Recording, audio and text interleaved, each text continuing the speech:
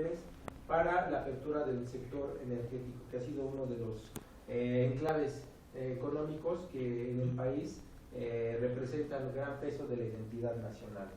El lugar de observación desde donde nosotros nos planteamos ver la información pública fue desde la producción del discurso, los textos y la información en diferentes entornos de comunicación. Esto brevemente quiere decir que nos dimos a la tarea de investigar la producción textual en muchos sentidos, a partir de los sondeos, la producción en periódicos, la producción de asociaciones civiles, del movimiento social, de lo que se escribe dentro y fuera del país, de lo que se comunica en las redes sociales. Lo tratamos de ver de la manera más compleja posible, precisamente para captar la diversidad de la información pública. No solamente nos abocamos, por ejemplo, a los informes que produce Pemex o a los diagnósticos que se producen desde las instituciones, ¿no? Optamos por hacer, digamos que fue un ejercicio ambicioso de observación, pero en la medida de lo posible se trató de sintetizar cierta información que fue importante para nosotros, que fue la de sobre la reforma energética. Se parte de dos cuestiones muy importantes, que brevemente, hay más cuestiones en la tesis, pero digamos que para los fines de la presentación nos interesaba saber qué es información pública y democracia. ¿Cómo podemos diferenciar la información pública que se produce en un país que se presume democrático a otros regímenes, ¿no? No vamos a poner nombres, pero digamos que tendría que haber una diferencia muy enfática en lo que es información pública en una democracia. Y a partir de esto, de descubrir qué atributos tendría la información pública en una democracia, qué peso tiene esta para la participación de los ciudadanos y la incidencia en lo público, en cómo se define qué es público, qué es un tema público y cómo se regula a partir de ello a los representantes. Esto, como ya los había mencionado, hace una crítica y retoma un aspecto muy importante, porque en la teoría democrática que revisamos anteriormente, la cuestión del poder no se toma con mucho peso, ¿no? Y los procesos sistémicos tampoco. Además, nos parece importante definir nuevamente a la información pública más allá de las cotas institucionales y ver la profundidad que ésta tiene en la construcción de ciudadanía y como elemento de construcción de derechos políticos, derechos sociales, de ejercicios de lo que se ha tenido como conquistas democráticas. A partir de esta observación, pues generamos criterios de observación para, digamos, ser aprovechados en investigaciones futuras. Ahora bien, esto lo vamos a ver más rápido. El diseño metodológico de la investigación tiene, digamos, 4 partes importantes. La parte teórica, que como les dijimos fue la parte de la democracia representativa y la información pública. La unidad de análisis de información pública definimos como variables ver la participación cívica y la representación política para ver nuestro objeto de estudio. En el nivel operacional, esto lo bajamos a lo que es la observación de la transparencia y de la rendición de cuentas. En ese sentido, elegimos, como ya les mencioné, observar todo lo que se produjo de información sobre la reforma energética desde distintos ámbitos, desde el nivel micro, lo que producían asociaciones civiles, periodistas, movimiento social, actores, a nivel meso, lo que se produce como instituciones, como colectivos sociales, y en el nivel macro, ya cuando se produce la información como comunicación política masiva a través de medios de comunicación estatal o privado. La definición operacional de la variable fue específicamente ver qué es lo público, cómo se incide en ello y qué es lo político, y de igual manera cómo se incide en ello. A partir de ello se tomaron registros de lo que la información se convierte en insumo y cómo los actores la utilizan en el orden discursivo y en la producción textual ya como una herramienta de incidencia política. En un nivel descriptivo ya vemos los mecanismos de accountability, de rendición de cuentas social y cómo se utilizaron, y la unidad de información en este sentido para observar cómo cambia la información en la producción textual fueron, como les mencioné, diversos materiales que se produjeron, y algo muy importante que cabe destacar, porque es, digamos, lo que le da mucho valor a esta investigación, fue el que tomamos los foros del Senado de la República, los cuales el grueso de la producción textual abarcaba un total de 7,000 hojas. Sobre ello se tuvo que hacer un ejercicio de sistematización muy riguroso, y al final decidimos elegir un extracto muy seleccionado con un perfil muy adecuado para observar lo que nosotros teníamos que era demasiada información, ¿no? Al final de cuentas trabajamos alrededor de 2000 hojas más o menos, que fue lo que se pudo empezar a sistematizar. A partir de ello construimos diferentes indicadores para observar de qué manera cambia el nivel de participación ciudadana, el nivel de publicidad, las fuentes estatales que se utilizan, de qué manera se construye la información, las variantes discursivas, la semántica que va cambiando en los temas que se incorporan al debate, los diversos contrastes que se utilizan para contrastar la información pública, cómo se articulan la información y el diálogo con diferentes actores y en ese sentido cómo se les responsabiliza a partir de la información y de los datos que se obtienen. Bueno, esto es digamos que un poquito más técnico, la cuestión de lo que se utilizó, fueron los diagnósticos de la situación de PEMEX y algunos otros comunicaciones institucionales. Son 40 expositores a los que se les hace la observación directa. Se trabaja con 16 sondeos de opinión pública que van desde el 2006 hasta, me parece, julio del 2008. Fuentes de periodismo, un trabajo muy cercano a lo que fue la producción de la jornada, Contralínea, Reporte Índigo, Proceso y algunos periodistas que han seguido muy de cerca el fenómeno de la política petrolera. A partir de ello, nosotros construimos indicadores y se utilizaron básicamente 4 herramientas de análisis, que fue un análisis histórico de lo que fue la transparencia y la rendición de cuentas como mecanismo para implementar el control democrático en la administración pública y en Pemex. Se parte también de un análisis político de coyuntura de lo que fue 2007-2008, el proceso de movilización, de presentación de las reformas, de cómo impactó esto en la vida política. El análisis de contenido se utilizó para revisar los sondeos de opinión pública, cuáles son los temas, la semántica que más se utiliza, y el análisis crítico del discurso finalmente se implementa para observar estas aproximadamente 2000 hojas que se revisaron, que se seleccionaron de los foros del Senado de la República. A partir de ello se realizó una interpretación y se encontraron diversos hallazgos que son analizados más adelante. Brevemente, en el análisis coyuntural nosotros destacamos que a principios del 2008, como parte de este conjunto de reformas estructurales que se venían poniendo a cada sexenio con los presidentes, en 2008 Calderón tenía en su agenda presentar una reforma energética que llamó petrolera, una reforma petrolera que llamó energética, pero básicamente era una reforma Pemex, con la cual se pretendían remover ciertos controles que se tenían en el marco normativo para la participación del capital privado en diversas actividades y posesión de activos de Pemex. En este sentido, esta reforma buscaba ampliar la participación del sector privado, primordialmente extranjero, en ciertas áreas de explotación petrolífera como son la refinación, la extracción, la producción, y también se planteó que se utilizara capital privado en procesos de distribución, almacenamiento y venta directa de hidrocarburos. Esta segunda parte, que era parte de la reforma, ya no se logró implementar como parte del digamos que la negociación y el contrapeso que hubo, pero vamos a verlo más adelante. En este contexto, la reforma se presentaba como un rumor, simple y sencillamente en los medios, como algo que podría ser, pero que todavía no había suficiente elementos para concretamente decir si va una reforma en ese sentido o en otro. Entonces, a partir de ello, hay una movilización ciudadana que tuvo en el Distrito Federal un fuerte impacto y un protagonismo muy fuerte. No sé si ustedes recuerden, pero aquí en el 2008 el Movimiento Nacional en Defensa del Petróleo articuló diversos movimientos sociales de toda índole, movimientos ambientales, revoluciones blancas, asamblea de barrios, movimientos urbanos, de todo tipo.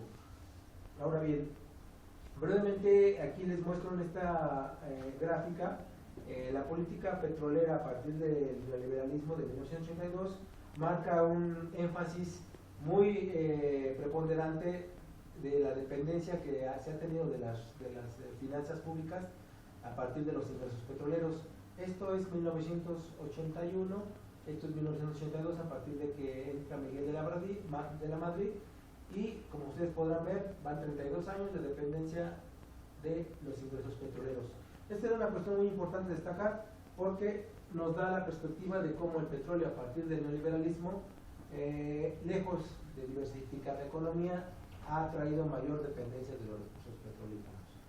Brevemente les menciono que en febrero, en abril y en marzo hubo sendas movilizaciones, pero a la par de ello hubo un trabajo muy fuerte en los medios de comunicación, a través del cual el gobierno posicionaba su postura sobre la reforma energética y los beneficios a corto, mediano y largo plazo que ella traería a partir de una supuesta inversión y modernización de lo que era la planta productiva, los mecanismos de financiamiento, la asociación para proyectos de explotación en aguas profundas y una serie de capacidades operativas financieras que podía adquirir Pemex a partir de la apertura que se daba con la reforma de Calderón.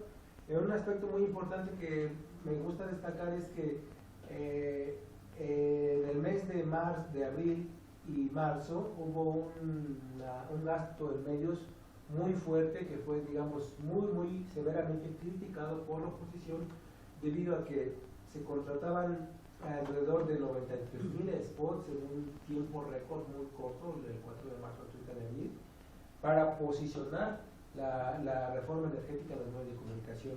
Se llegó al exceso de pagar la sola mención positiva de la reforma energética en programas de entretenimiento. El hecho de que un cómico mencionara la reforma como un beneficio ya le reportaba un ingreso en el sueldo que ellos perciben en sus respectivas televisoras. Ahora bien, esto es muy importante porque desde este análisis de coyuntura podemos ver que los medios de comunicación no se podían perfilar como actores neutrales porque eran unos beneficiarios muy fuertes de todo el recurso que se estaba devengando a través de la promoción de la reforma.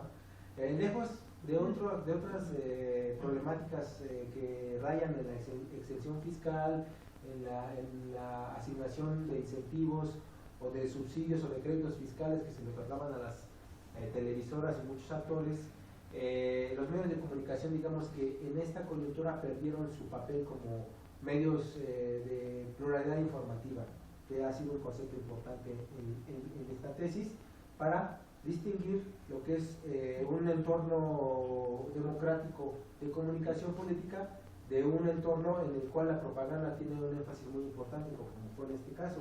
El hecho de analizar el nivel de gasto que tuvo la reforma en esta coyuntura nos permite ver que fue más un ejercicio propagandístico que de información pública, porque muchos de los actores cívicos no tenían acceso a los medios de comunicación.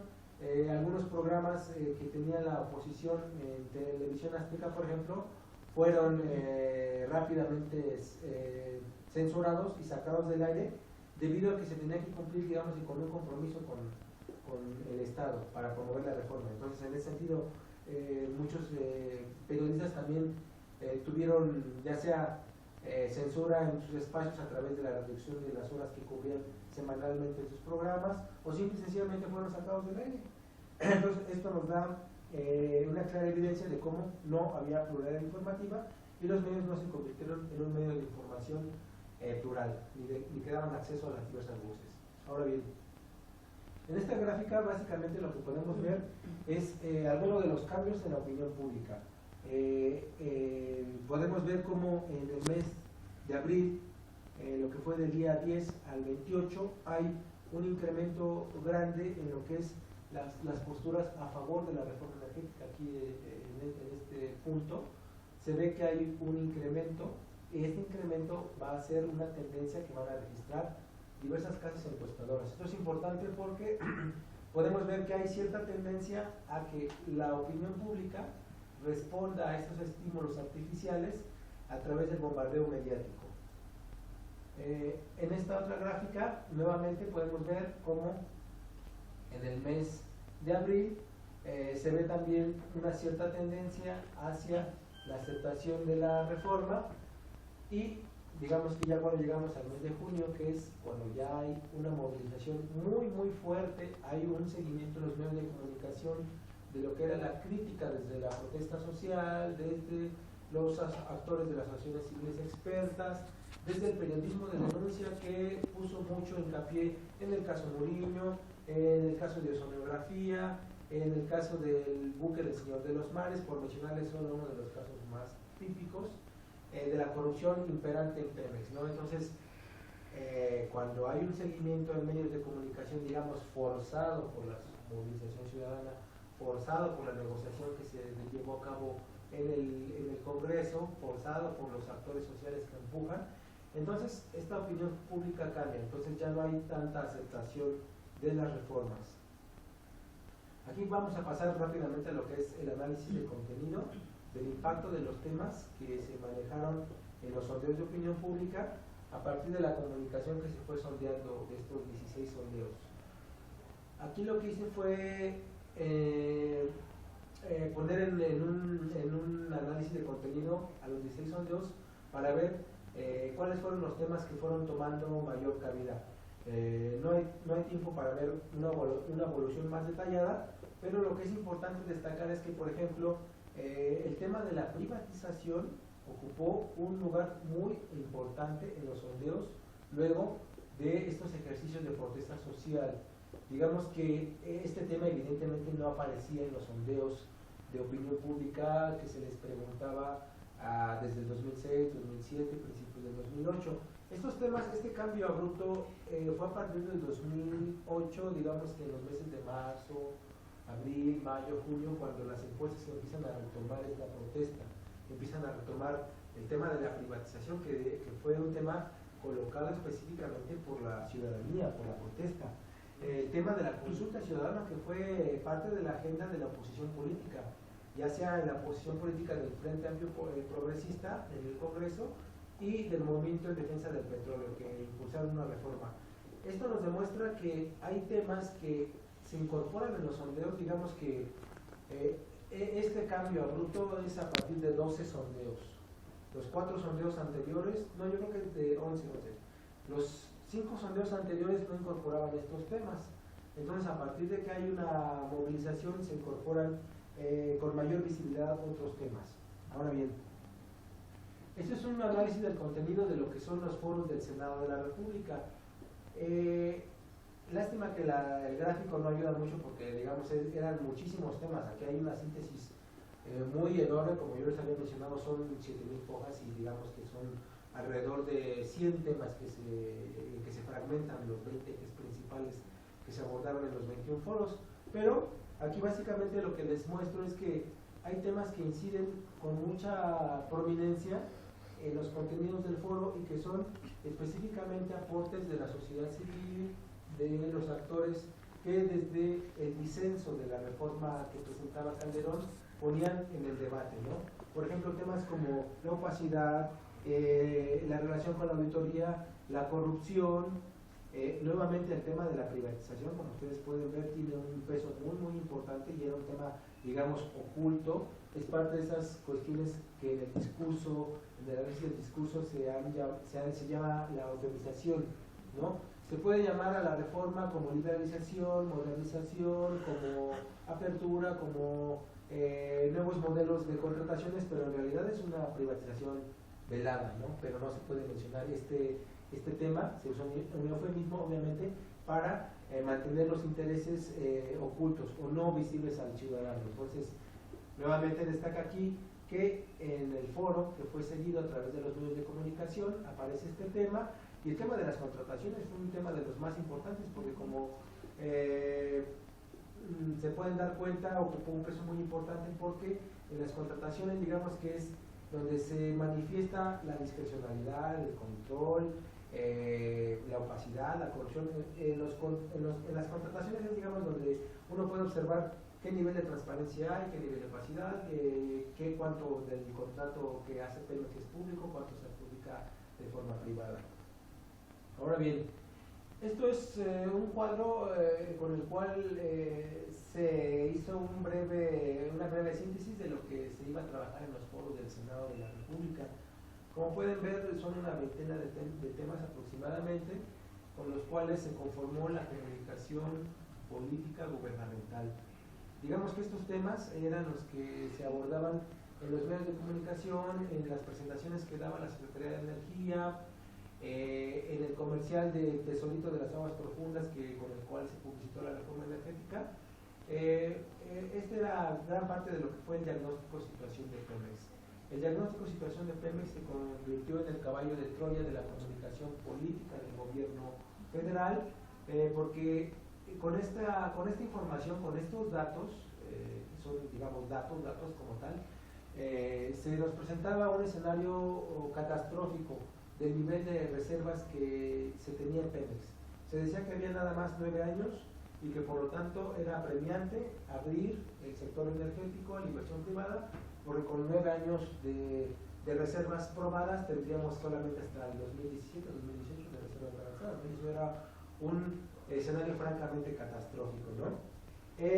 Y esto, como podrán ver, pues básicamente, por ejemplo, aquí hablaba de construcción de refinería, reducir, incrementar, bla, bla, bla. ¿Qué es? Estos vienen siendo más bien informadores indicadores prospectivos. ¿Qué es lo que promete la reforma? Pero no hay un énfasis en qué se ha hecho bien y qué se ha hecho mal. Por lo tanto, había una carencia muy importante en este diagnóstico de Pemex, porque no se retoma cuál había sido la evolución histórica. La gráfica que les presenté anteriormente nos permitía ver cómo la dependencia económica del petróleo ha sido marcadamente fortalecida a partir del neoliberalismo. Esto tiraba un mito que se ha planteado acerca del Estado regulador o del Estado autoritario, en el cual se decía que no era, que el petróleo se utilizaba discrecionalmente. Y con la gráfica que yo les mostré se puede ver que ha sido a partir del neoliberalismo en que ha sido este uso discrecional y la dependencia económica. Ahora bien, para entrar a los foros del Senado de la República, pues se tuvo que hacer una sistematización en varios niveles. Una de ellas fue distinguir cuáles eran los sectores que participaban en los foros para, digamos, que hacer un contraste entre la producción textual que ellos utilizaban. Fue un ejercicio muy riguroso, se revisaron las bibliografías, las historias de vida de los 41 actores, es digamos que un análisis muy profundo, y a partir de ello se les pudo catalogar. Hubo 4 grandes sectores, 4 sectores importantes, pero digamos que son 3 los que tienen el peso mayor. El otro era el sector de actores que venían de un entorno supranacional fuera del país. Entonces, como la representación era demasiado pequeña, no se incorporó en este cuadro. Estos son los importantes. Aquí, como podemos ver, nuestra muestra de los 41 partícipes se dividió en 2 grupos. Quienes concuerdan con la reforma en términos generales, que fueron 17 casos de los 41 observados, de los 41 participantes, oponentes o expositores que participaron en los foros, y el grupo 1, que era de quienes discrepaban con la reforma en puntos críticos, ¿no? Que fueron 23 casos. Aquí, como podemos ver a primera vista, aquellos que concuerdan con la reforma tienen una participación del sector privado del 41.2%. ¿Esto qué nos dice en primera instancia? Que aquellos defensores de la reforma de Calderón era gente del sector privado, lo cual ya nos dice más o menos hacia qué sentido va a ir el discurso, ¿no? Y cuál era la importancia que le daba el gobierno a la participación de sus actores, ¿no? Obviamente era a la participación de los privados. Por el otro lado, entre los actores que discrepaban con la reforma había un 56.52 de participantes que venían del sector social. Este sector estaba conformado por académicos, por miembros de organizaciones de la sociedad civil, Fundar, los ingenieros de construcción de 1917 y diversas organizaciones, ¿no? También hay miembros del sindicato petrolero, miembros del periódico La Jornada y algunos otros. Ahora bien, nosotros, para hacer la sistematización y la comparación entre lo que dicen de un lado, de aquellos quienes apoyan o concuerdan con la reforma, y diferenciarlo de aquellos quienes no concuerdan con ella, de los que discrepan, se construyó un indicador. Este indicador de potencia básicamente nos permitía ver las coincidencias con ciertos temas, con ciertos discursos, cuál era el nivel de cohesión al interior del grupo, y entonces a partir de ponderarlo con el número de participantes que había en cada uno, se hacía una comparación entre el grupo 0 y el grupo 1, entre el grupo que concordaba y el grupo que discrepaba con la reforma. A partir de ello se construyeron diversos indicadores. En primer lugar se analizó la cantidad de fuentes estatales que eran utilizados en los datos que se exponían en los discursos y presentaciones de los actores. Aquí, como podemos ver, nosotros clasificamos diversas fuentes de información institucional que eran utilizados en las observaciones que hicimos. Básicamente lo que podemos aquí resumir de esta primera observación o indicador es que aquellos actores que discrepaban con la reforma energética incorporaban mayores fuentes de información institucional. En cambio, aquellos actores que concordaban con la reforma se abocaban mucho a los datos que se obtenían del diagnóstico de situación de temas, que como yo les había mencionado anteriormente fue el caballo de Troya de la comunicación política. Algo muy importante que se debe destacar es que los datos que se producen desde la Auditoría Superior de la Federación a través de la cuenta pública, de la Secretaría de Hacienda o de fuentes externas de información pública o de Pemex eran incorporadas con mayor visibilidad por aquellos que discrepan con la reforma. Esto es, se incorporan muchas fuentes de datos y esto nos permite un contraste más adecuado. Porque como yo les comentaba anteriormente, un dato, por ejemplo, se tienen 9 años de reservas. Bueno, este dato per se no nos dice nada. Si el dato se pone en contexto, por ejemplo, con, bueno, a partir del 1982 se tenían 25 o 30 años de reservas y a partir de 1990 tanto y a partir del 2000 tanto, uno puede tener una perspectiva de qué ha pasado con el neoliberalismo, qué ha pasado con la política petrolera a partir de la gestión neoliberal, pero un dato puesto así nada más, 9 años de reservas no nos dice nada. Tampoco nos dice nada el que se vaya a invertir X cantidad de millones de dólares, ¿no? Porque si no se nos dice, bueno, se va a invertir en tecnología o se va a invertir simple y sencillamente en contratar a empresas petroleras extranjeras, pues el puro dato tampoco nos dice nada, ¿no? Entonces, eso es muy importante porque al incorporar diversas fuentes de información se tiene un contraste mayor de la información pública que se nos presenta, y el hecho de incorporar los datos de la Auditoría Superior de la Federación y de la Secretaría de la Función Pública nos habla de que se están haciendo, se le está dando el lugar a los controles de regulación democrática con un peso importante, porque en ese sentido, si la auditoría produce datos sobre discrecionalidad, opacidad o ineficiencia y esos datos se utilizan, al incorporarlos al discurso público